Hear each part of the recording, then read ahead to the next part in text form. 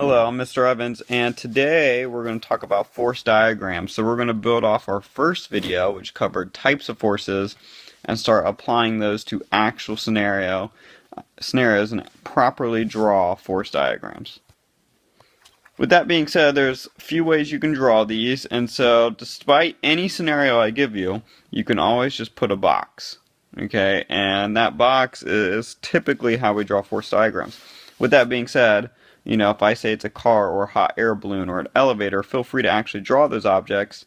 But you've seen how well I can draw, and so we're going to stick with boxes in this video. And so let's say this first one is a car that's on the road, and it weighs some amount of kilograms. It really doesn't matter. And let's say this car is moving at a constant velocity. So I need to just think about what forces could be in action.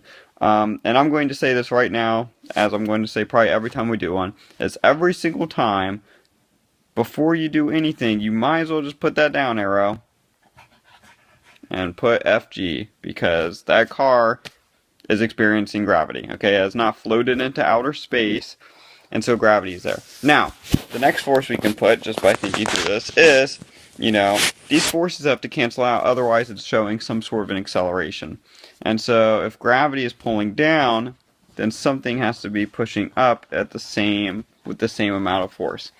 Okay, and that force is going to be the normal force. Next is, we do know that this object is actually moving, and since it's moving, I'm going to draw an arrow forward and call this force applied. And so there's a lot of different ways we can do that. In this class, we're just going to refer to it as the applied force, which is the force the car is using to actually move. And so the car is moving, we'll just say, to the right, and so the applied force is to the right. The issue is the car is not speeding up, and since it's not changing speeds, that means there has to be an equal and opposite force this way. And so the force that always opposes motion is friction.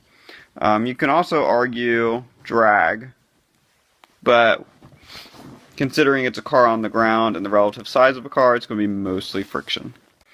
So it's important to point out that, we'll start putting numbers to these, but as long as something's moving at a constant speed or not moving at all, the forces have to cancel out. And so, real quick, if we were to do one where an object is not moving, like a book on a table again, you still have gravity pulling down, and you have normal pulling up. Okay, so equal and opposite forces, they cancel out, and so there is no motion. Now, what if an object is accelerating? And so if we have our car again,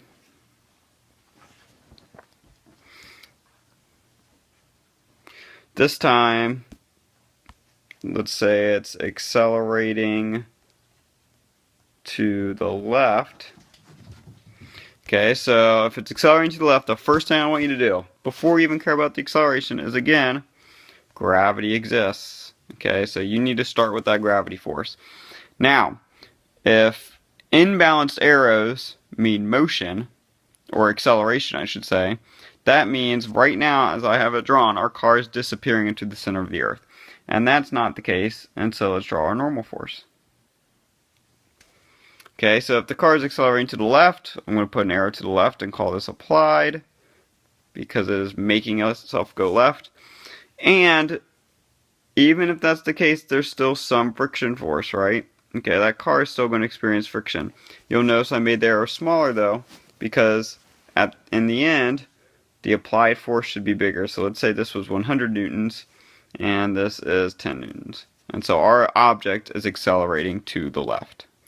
So let's do a trickier one, and let's add just one level of math in here. And so let's do our elevator.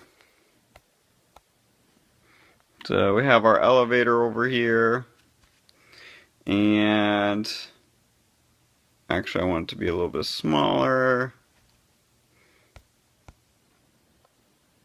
Okay, and it's held up by a whole bunch of cables, obviously. So, let's say that it has a mass of 50 kilograms. Obviously unrealistic. So the first thing is that this elevator is not moving is, as always, there's gravity.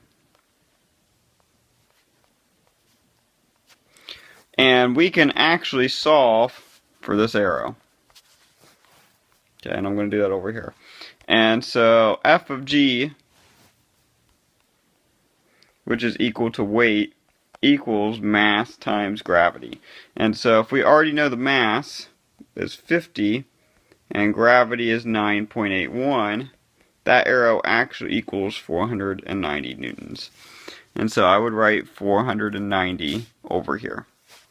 Now, I said this arrow wasn't moving, or the elevator wasn't moving, and so that means I have an up arrow,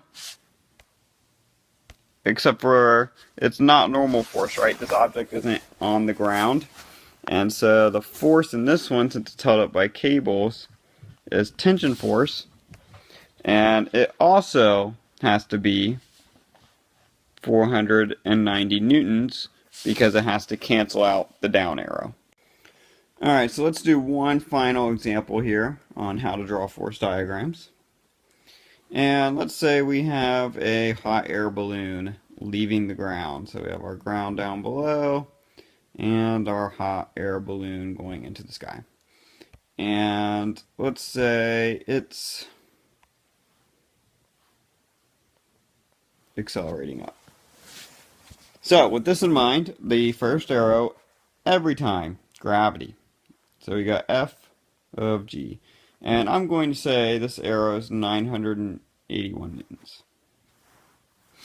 So with it being 981 newtons, I can actually solve for the mass of our hot air balloon with our weight equals mass times gravity. Okay, the weight is 981, mass is unknown, gravity is 9.81. So you divide both sides by 9.81, and you get mass equals 100 kilograms. And so with that known, I can actually write 100 kilograms inside. So our object is accelerating up, so I have an arrow up here. Okay, I'm going to call this, you could call it applied. You could maybe even argue some kind of drag or something, since a hot air balloon is worked by the movement of air. Regardless, we need a number now, because we're applying numbers to all of our arrows moving forward. And so with that being said, ours is accelerating up, and so all it has to be is any number larger than 981. So I'm going to put 1200 newtons. It literally doesn't matter, it needs to be bigger than the smaller number. And so with this being larger than the smaller number, our net force is up, and so our acceleration is up. Hopefully this helps you draw force diagrams. This is laying the groundwork for our next video, where we will use force diagrams to solve for net force and acceleration.